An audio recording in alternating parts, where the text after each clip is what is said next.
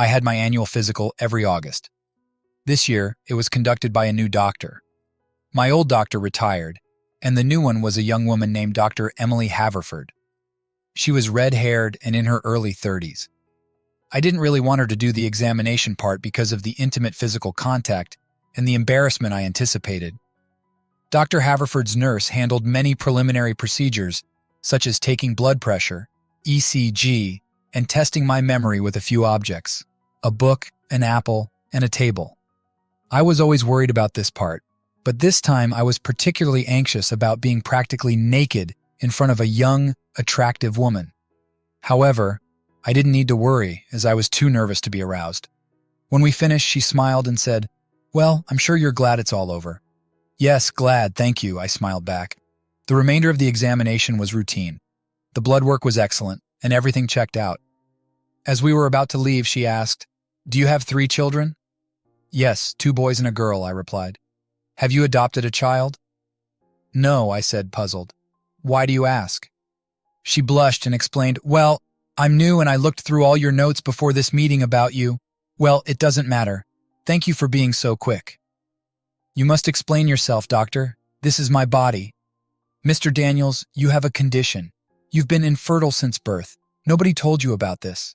"No, please make copies of all my medical records now." I was as shocked as can be. "Certainly. Sorry, I should have remained silent." "No, not at all. Apparently, too many people were silent." About 30 minutes later, I received the notes. Meanwhile, I was thinking about this. I'm 48, married for 26 years to Sarah.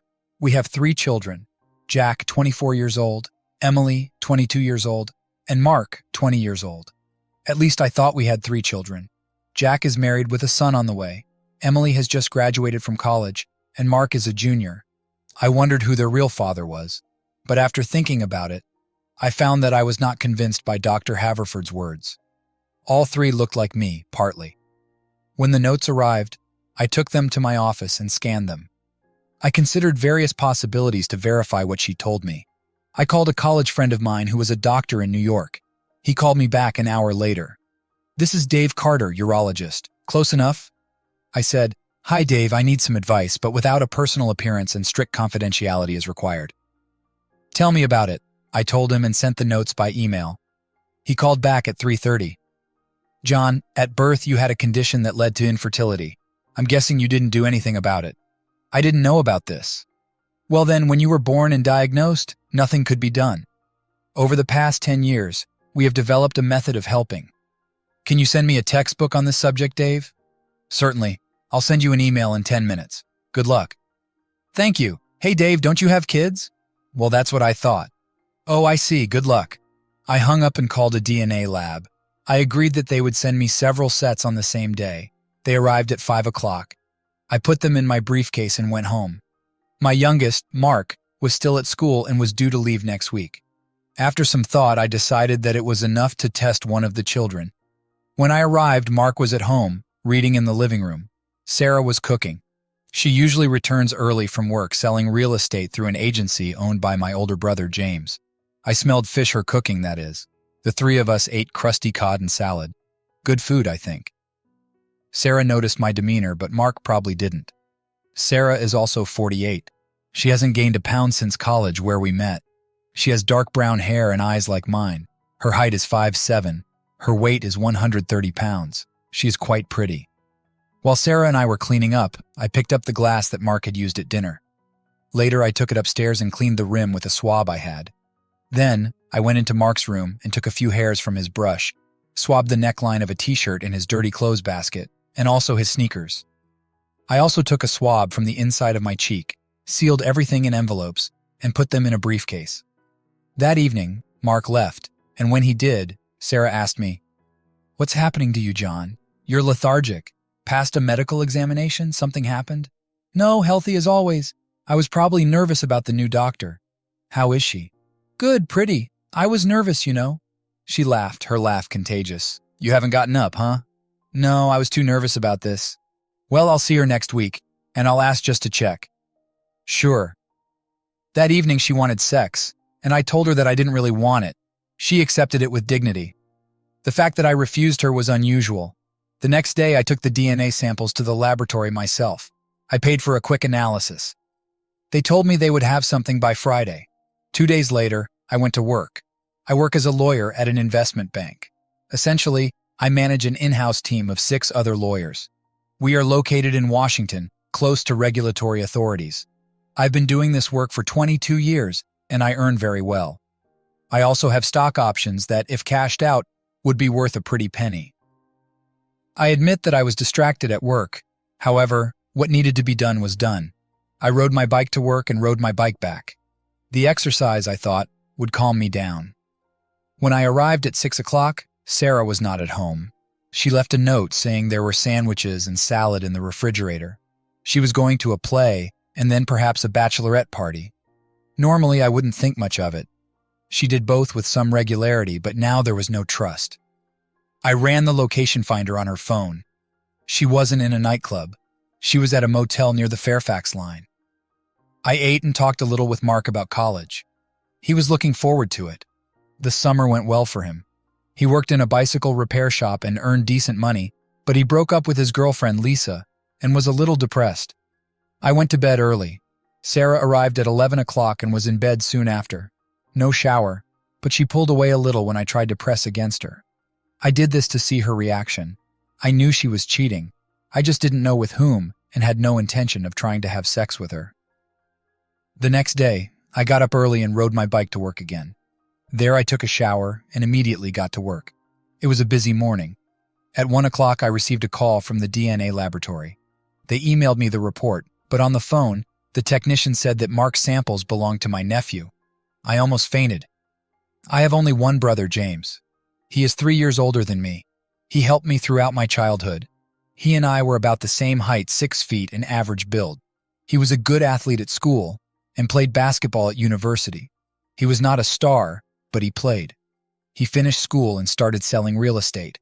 He succeeded in this and opened his own company. He married Linda Wilson, his college sweetheart, and they had 3 children. All 3 had graduated from college and were working. About 4 years ago, Sarah joined his firm. Before that, she worked as a teacher. I made good money, and she didn't have to work. But Mark was already old enough to take care of himself after school, and she wanted something more interesting. At least that's what she said. Now, I absolutely did not believe anything she said. After receiving the news about DNA, I sat and wondered what could have happened. All 3 of my children had birthdays at the end of September. The countdown I got was around Christmas, when Sarah and I decided to have children. She stopped taking birth control pills. We tried for months before last Christmas, before Jack came along. At Christmas, there was a big family gathering, as usual, and James was there with his family. I remembered that, after Christmas that year and many subsequent years, Sarah and her friend Linda Green went on a week-long meditation retreat. They left on Boxing Day, the second day of Christmas, and returned on New Year's Day. Some years they stayed an extra week. The seminar was supposed to take place at one of the centers in the mountains of West Virginia. When Jack showed up, Sarah didn't go the next year, but she went again the next time. Emily appeared the following September. There was no workshop when Emily was breastfeeding, but when she was 15 months old, Sarah and Linda went again. Mark arrived the following September.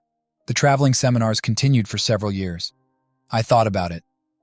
They stopped when Sarah went to work for James. Linda Green had been Sarah's best friend since college. She got a job at James's new company when he opened it, so the 3 of them worked together, and that was the case for a while. The next weekend, we took Mark back to college. I rented a minibus, and we had a nice 2-hour drive on Saturday. We had lunch with Mark and helped him move into the apartment he shared with his good friend, Mike Watson. After that, Sarah and I waved goodbye to them and left. I had to admit, when we were alone, I behaved quietly. Eventually, Sarah noticed it.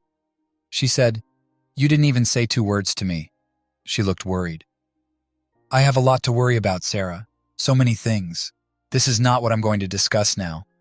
So secretive, John. You're not lying about the physical exam, are you?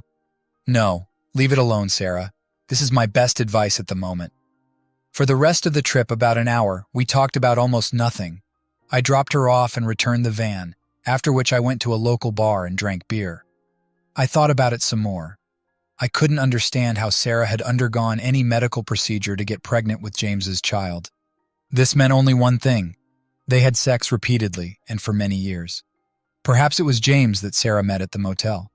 Sitting at the bar, I was angrier than ever. You know what they say about seeing red? Everything I looked at had a strange hue. I scared the bar manager, a young woman. In the end, I threw a $10 bill on the counter and left. I had several friends with whom I played cards and tennis. My closest friend was Ned Bart. I went to his house. He and Sarah never got along. His wife Sadie was not close to Sarah at all. Their children had also left for college. When I rang the bell, Sadie answered. Ned was nearby. They immediately saw that I was out of shape. Ned has a small gym in his backyard garage. I said, I need to use the punching bag, Ned. Ned and I practiced self-defense at a small gym near our house. I knew he had a bag because I worked with him once a week. Certainly, he said. We went out into the backyard. I put on gloves and attacked his heavy bag as if my life depended on its bursting. Ned watched silently. After the initial frenzy, I began to act more systematically. I kept hitting and hitting until I fell. Ned picked me up and helped me walk to his house. I fell onto a lounge chair on his terrace. Sadie brought me some water. Having come to my senses a little, I began to sob. Ned asked, Is someone dead or injured? No, not yet, I said. My voice turned into a growl. These two were smart enough to leave me alone. 10 minutes later, Ned brought the beer. Sadie sat down next to me. She said, Now that you've done all this, you have to tell us. I made them promise to remain silent and told them everything. Both were shocked. Ned said, How? I mean, without telling you? And your parents should have known. I thought about it. The medical record when I was a child laid out everything about the condition. They knew. Sadie asked, What are you going to do? I have no idea. Don't take it to heart. Please don't lose it like you did with the bag. Prison is not a good place. I won't. I think I'd better go home. She'll be worried and I want to avoid confrontation for now. I drove back to my house. Sarah stood at the door. Where have you been? I worried so much. Stopped for a beer and met Ned. I went to his house to do some work. Sorry, I should have called. I got in the shower and we had dinner. On Sunday, we went for a picnic to a local park and went rollerblading, but we didn't have sex on any of the nights. On Sunday, Sarah looked disappointed and confused. I got up early and left for work without waking her. I made an appointment with a lawyer in a nearby building and went to our bank. I also visited my company's HR department to change the direct deposit and beneficiary of my retirement account. This was not easy. A lawyer let me know about a divorce in our state, but she, Millie Stanton, also said that my wife and brother cheated on me. Maybe this will be useful to me. I asked her to file a divorce petition with alternative grounds, but don't let her give it to Sarah until I give the go-ahead. That evening, I installed tracking software on Sarah's cell phone. She was on my phone plan, and I could receive her messages and the numbers she called. I also threw 3 small voice recorders into my house in the kitchen, bedroom, and living room. One went into her car. I asked Sarah to set up a party at my house with James and Linda on Friday night. On Monday and Tuesday, I stayed late at work, telling Sarah that I had something important to take care of. On Wednesday, I returned home on time. We had a nice dinner, and I put on a good face, but there was no sex. Sarah was clearly disappointed. Later, I downloaded all the materials from the recorders and checked her phone when Sarah went to bed. I listened. There weren't many entries during the day. No one was home, and Sarah didn't talk to herself. She made one call to James's cell phone and one to my mom. 5 years earlier, my mother was widowed. She was 78 and lived 30 minutes from where I grew up. The call rang first. I heard Sarah's voice. Mom, have you heard anything about John lately? Well, he seems to be out of his mind. He had a physical and hasn't been himself ever since. I don't know, just checking. Okay. The next call was to James. James, this is Sarah. No, we can't do it this week. You guys will arrive on Friday, and John is acting strange. I don't know. I don't see any chance of him finding out anything. Look, we're being careful, and either way, I think he got some bad news from the physical. Okay, see you, baby. The essence of this conversation was the actual end of my marriage. They were still together. It occurred to me that at first, they might have thought they were doing me a favor, but in reality, no matter what they think, I'm going to punish them as best I can. James and Linda arrived at 6:30 on Friday. Sarah and I made food, grilled hamburgers, fries, and salad. While we were doing this, I studiously ignored Sarah. She noticed this but didn't say anything. When the doorbell rang, she looked at me and said, "I hope, John, you're not going to be in a bad mood all evening." I didn't say anything and opened the door. James and Linda greeted me. Linda hugged me. James tried to do the same, but I turned away. I bought them drinks, beer for James, white wine for Linda. We sat on the terrace, all four of us. I said, "I'm divorcing you, Sarah. On Monday, you will be served with a divorce petition. James, I'm suing you for child support for all the years I raised and paid for your children."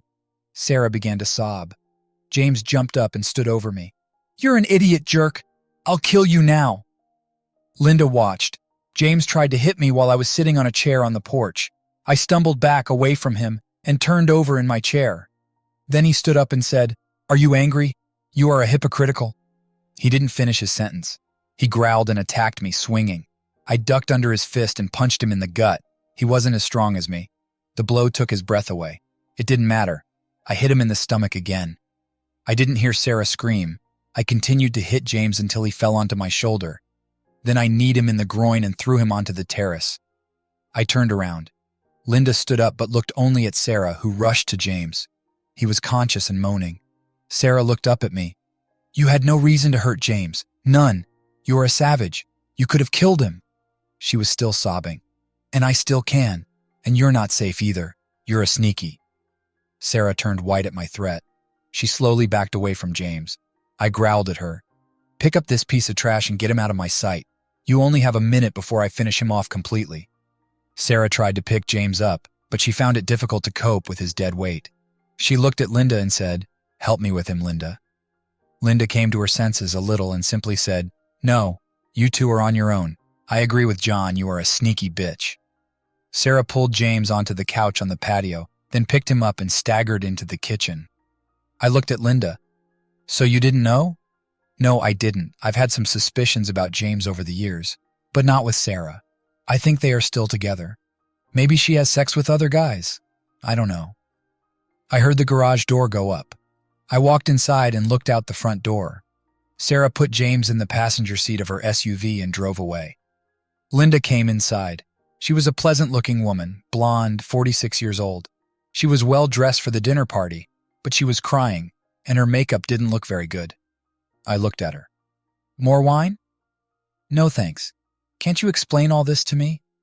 I did. She was sitting at the kitchen table when I got to the part about the Christmas workshops. Linda said, "James always went on winter ski trips. I hate skiing and stayed home with Mark." Mark was her son. I said, "I wonder where they really went." "Who cares? This is all too much for me." "Sorry, Linda, I thought you knew. Are you getting a divorce for real?" "Certainly. Never doubted it." I told Linda she could stay overnight in the guest room. She agreed. Then we started talking about the past, about when and where James and Sarah might meet now. I showed her the recording of Sarah's call to James. She left no doubt that their romance continues to this day. At 10 o'clock, we ate hamburgers. We talked a little more about practical things like where we would all live. I had a waiting list for an apartment near my work. I assumed that Sarah and I would split the money, including the proceeds from the house. For now, I'll stay here. Linda decided to go upstairs and go to bed. I followed her to see how the guest room was doing. She was ready. I brought her a towel and a toothbrush. When I left, she said, "I've always liked you, John. I never liked Sarah. She thought I was on some lower level. I think now I know why." I waved to her and closed the door. The next morning, I was already on my feet. The police didn't come for me. I guessed that neither James nor Sarah wanted publicity. I asked Linda what she was going to do. She said she would go to her mother's until James vacated their house. I gave her my lawyer's email address and told her to contact her for clarification. Her car was still there. I asked if she would like me to accompany her to pick up more of her things. She agreed. Then I took a pistol out of my gun safe and followed her car to their house. Sarah's car was not there. Linda and I went inside. There was no one there. I started to think how badly I had hurt this piece of shit. I hoped that he was admitted to some low-grade hospital where he would contract an infection caused by the bacterium Clostridium difficile and die of dehydration or something like that. Linda sat down. She said, "I wonder where they are." "Let me check." I started the phone locator again. I wondered why Sarah didn't notice this the first time. This time her phone was at Cambria Hospital. I called the hospital and asked if James was there. They told me that he had arrived. I reported this to Linda. She decided to stay at her home and change the locks. So I went to Home Depot and bought a bunch of new hardware, some for her, some for me. I spent the morning installing it. I gave her the keys and left her there, but I felt sorry for her and said that I would like to return. She agreed. She said she would cook. I finished changing the locks on my house and made extra keys for me and Linda. I returned home to her at 4 o'clock. When I entered the house, they called me on my mobile phone. It was Detective William James. He wanted to talk to me. I said, "I'm at 2004 Western Street. Mrs. Linda Wilson is here too." "Is she the second witness, the victim's wife?" He wasn't a victim detective, and yes, that's her. "Will you come?" "I can be there in 15 minutes. He was an African-American man with a fair complexion, short and broad. He was wearing a nice suit and expensive moccasins. Linda led him in the front door and he introduced himself. Then he asked, "Are you too comfortable?" She answered, "No, it is our spouses who cheat on us, not us." Then she looked at me. "For now," she said evenly, as if it was supposed to happen. James stared at her, then at me. He said, "Maybe you'll get lucky, boy." I answered, "Maybe." I looked at Linda. She didn't look away. I thought that this was not the best approach to a police interrogation. James said, "I'd like to talk to Mrs. Wilson first." Linda took him to the back patio, and I saw him turn on the recorder on his phone. They talked for almost 20 minutes. Linda then walked into the house and waved for me to go out onto the patio. As she passed by, she whispered, "I mean this." Her open offer was a real red herring. I always liked her and liked her looks, but I wasn't the type to play pranks. But still, the detective said he was recording and asked me to tell him what happened. I started by finding out that my children were actually James's and that I only found out recently. I described dinner on Friday and his reaction. I also described our quarrel. I was as accurate as possible. When I finished, he asked, "How did you know this?" "I do not want to discuss it. Suffice it to say that no one snitched on me. Everything happened by chance." "Fine. Well, Mr. Daniels, your testimony is quite consistent with the testimony of the wives. I haven't questioned your brother yet." "Why?" "Because after I talked to your wife, it seemed to me that he was the aggressor, and you responded. And he's not in very good shape right now. He will have to stay a day or so to get tested." I asked, "Tests?" He looked at me intently. "This is not a joke at all. A knee to the groin is the only thing that can cause you trouble." Then he turned away and smiled. "What will happen now?" "I'll write this down and send it to the Commonwealth's attorney. She will make a decision. I'll talk to your brother." Detective James stood up and I walked into the house where Linda joined us. As we walked to the front door coming out of the entrance, he turned and looked at us. "I hope you two have a good evening." Then he walked to his car. Linda closed the door. She stood right in front of me, raised her head up and slightly to the side. She said, "Dinner a heavy salad in the refrigerator. There's no rush." She said this in a voice that left no doubt about what she wanted from me. I don't know how women do it. I kissed her. It was an open invitation, and I saw no reason to refuse. She dug into me, and our kisses carried us to the sofa. She pulled me towards her. She was furious, and I responded to her. Having undressed, I stood over her. She pulled off her dress. Later, I thought that she planned everything and dressed for seduction. It definitely worked. It wasn't sex for love. It was pure lust. I brought her to several climaxes. Then I could no longer hold back and came to the finish line in the same way. I rolled off of her and she slowly stood up. She took my hand and led me to the kitchen. We had dinner and went upstairs. She said, "I know that what we are doing is perhaps something like restoration, but I don't mind." Me too. We had sex, a shower, sex again. We changed positions to satisfy each other and came to climax more than once. Finally, our middle-aged bodies began to crave sleep, and we got it. I woke up first. I was in the master bedroom shower when she walked in on me. This led to another bout. We soaked each other, washed everything, and wiped it dry. Then we brought each other to the finish line again. Then we took a shower again and had breakfast. It was Sunday. We both wondered what was going on with our spouses, but neither of us were church people. I checked the location of Sarah's phone. She was at my mother's house. It just reminded me that I should talk to my mother, who probably played some role in my cuckolding. I talked to Linda about this. She said, I'm actually not sure about any of this. You know how it happened. Maybe it doesn't matter. It matters to me if my mother has something to do with this. And I also need to talk to Sarah. Maybe she came home and couldn't get in, but she made no effort to see me or communicate. They are probably sorting things out. I'm heading there. Do you want to come with me? I always want to. I am a born troublemaker. She tore my hat off. She laughed. So will you go with me to Mom? Yes, why not? We can make it obvious what we have done. Yes, what good is revenge sex if the cheaters don't know about it? We both laughed. We arrived at my mother's house. Sarah's car was there. Linda and I walked onto the porch and Mom opened the door. Go away, John. You hurt James. James needed to be hurt. Anyway, he tried to hit me. I'm here to find out how involved you are in this. If I turn around and leave, I won't come back, ever. She let me in. Linda followed. Sarah was sitting in the kitchen. She saw me, then Linda, and immediately understood everything. She said, Oh, you didn't wait long, huh? No, why should I wait? Your boyfriend won't be able to please me anymore, but your husband definitely can. Sarah quickly stood up, but I dragged her away. My mother shouted for us to stop. She looked at me and said, John, you probably ruined everything when you went with Linda. No, now I'm a free agent, and so is she. I think it's always been that way for Sarah and James. Linda and I have a lot of catching up to do, and we had a good start. Sarah said, You must listen to your mother. We can bring things to light, and perhaps heal. I looked back and forth between my wife and mother. I'm listening. Shirley looked at Sarah, who said, We wanted children, you and me. But when we started trying, your mother said that you were sterile. No children. You did not know. Shirley said, But I had a solution. James.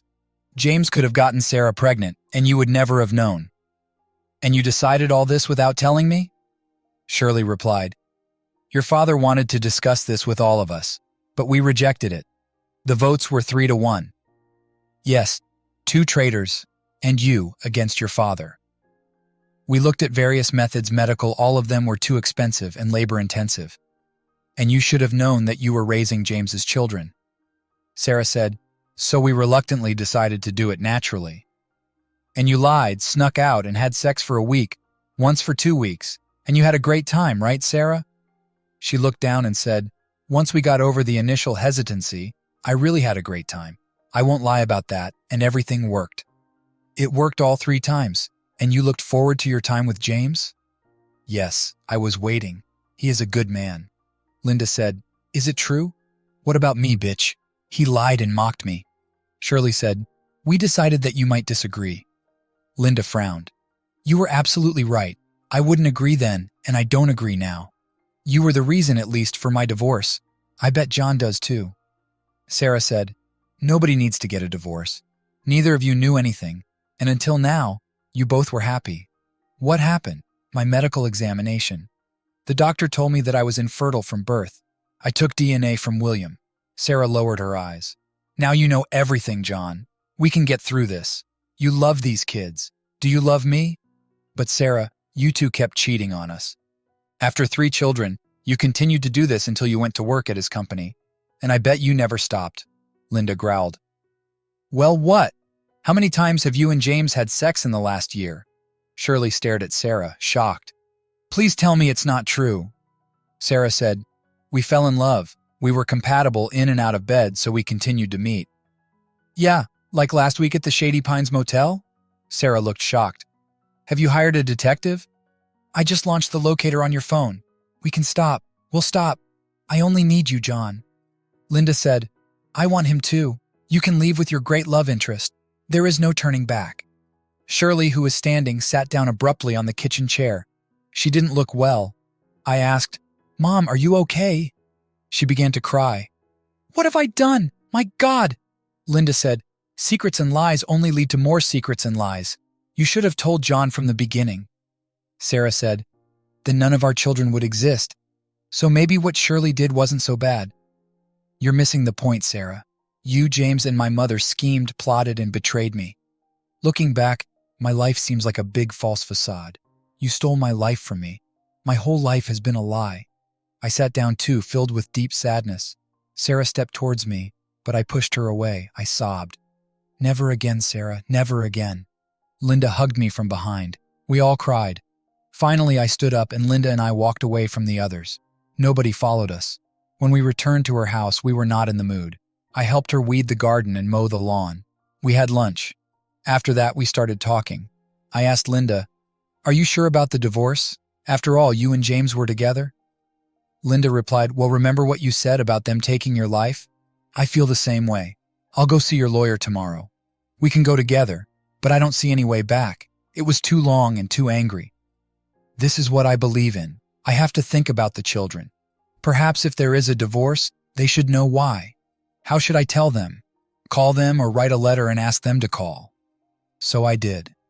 After lunch, I wrote a letter to my 3 children.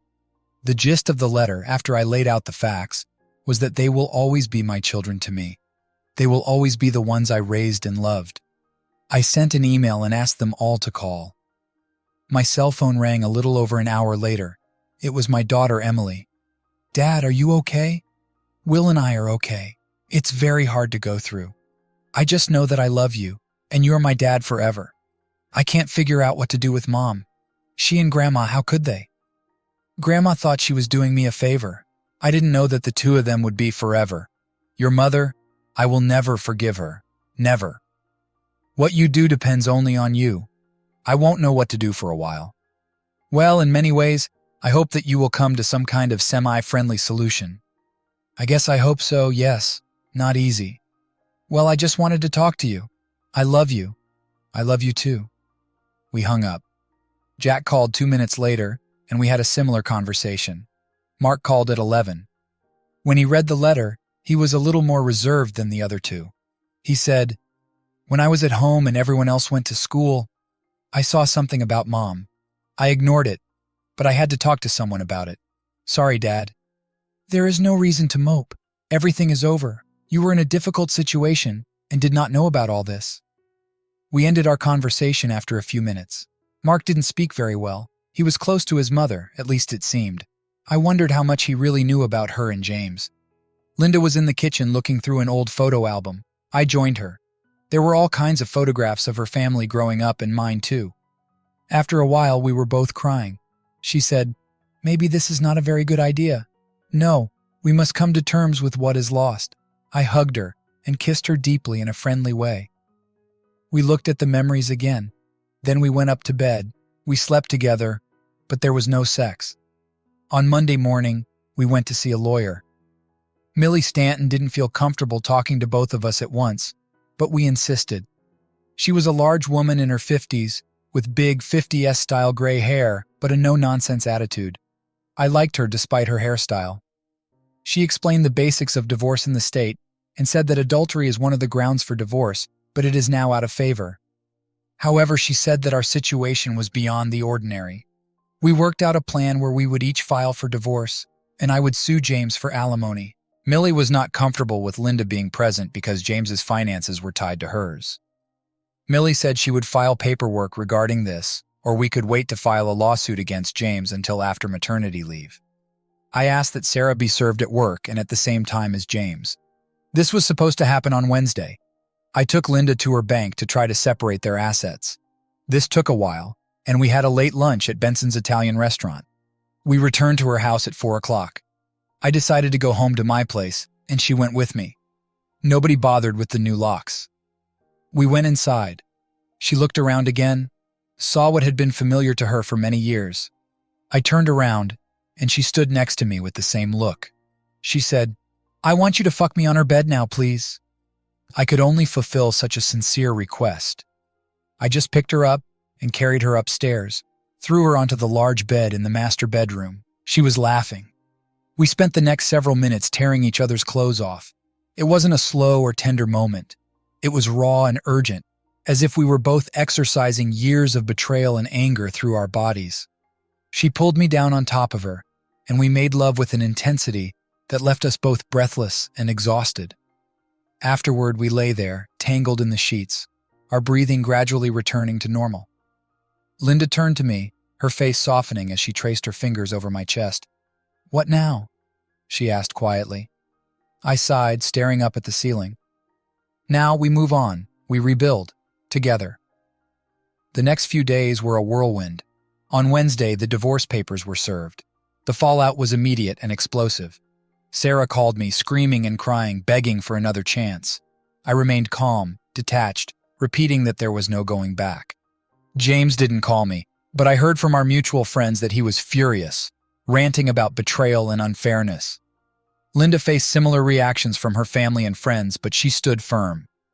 By the weekend, I felt a strange sense of relief. The secret was out, the lies exposed. I had nothing left to hide or fear. I could start rebuilding my life, piece by piece. Linda was a constant presence, her support unwavering. On Saturday, I received a call from Emily. She wanted to meet, to talk face to face. We agreed to meet at a small cafe halfway between her apartment and my office. I arrived early, my nerves frayed. Emily walked in a few minutes later, her face a mix of determination and sadness. "Dad," she said, sitting down across from me, "I still can't believe all of this." "I know, sweetheart, it's a lot to process." She looked down at her coffee, then back up at me. "But I need you to know, you're my father. No matter what, that won't change." Tears welled up in my eyes. "Thank you, Emily. That means more to me than you can imagine." We talked for hours, about everything and nothing. It was cathartic, healing in a way that nothing else had been. By the end of it, I felt lighter, more at peace. As the weeks turned into months, the divorce proceedings moved forward. Linda and I grew closer, our bond strengthening through shared pain and new beginnings. We started talking about the future, about what we wanted and how we could support each other in achieving it. One evening, as we sat on the porch of her house, watching the sunset, Linda turned to me. "John, I know this has been hard, but I want you to know I see a future with you, a real one." I took her hand, squeezing it gently. "I see it too, Linda, and I want that future with you." We leaned in, kissing softly, the promise of a new life ahead of us. It wouldn't be easy, but we had each other, and that was enough. The day our divorces were finalized, we both felt a sense of liberation. It was the end of one chapter and the beginning of another. We moved in together, blending our lives and creating a new home filled with love and respect. Our children struggled at first, but gradually, they accepted the new normal. Emily, Jack, and Mark remained a part of my life, each finding their own ways to cope with the revelations and their implications. Linda and I continued to build our relationship, finding joy in the everyday moments and planning for the future. We talked about traveling, about starting new hobbies, and even about possibly opening a small business together. One evening, over dinner, I looked at Linda and felt a surge of gratitude. Despite everything that had happened, I had found someone who truly understood and accepted me. "To new beginnings," I said, raising my glass. "To new beginnings," she echoed, her eyes shining with hope and love. As we clinked glasses, I knew that, no matter what the future held, we would face it together, and that was all I needed.